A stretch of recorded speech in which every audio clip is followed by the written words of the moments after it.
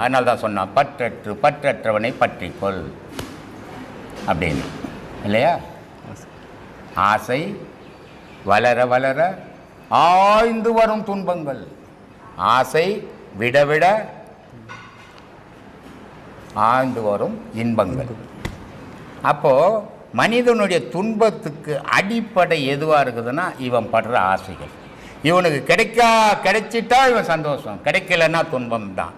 ஆனால் இது சராசரி மனிதனுடைய நிலை. ஒரு குருவனுடைய நிலை அப்படி இல்லை. எதுக்குமே ஆசைப்படக்கூடாது. கிடைச்சது இல்லை இல்லை அப்படி போனால் அவனே நல்ல குரு. எந்த நல்ல ஒரு நல்ல குருவானவன் எப்படி இருக்கணும் அப்படின்னா, எந்தவித ஆடம்பரத்துக்கும் அவன் அடிமையாகக்கூடாது, எந்தவித ஆசாபாசத்துக்கும் அவன் அடிமையக்கூடாது, எந்த பொருளுக்கும் அவன் அடிமையாகக்கூடாது.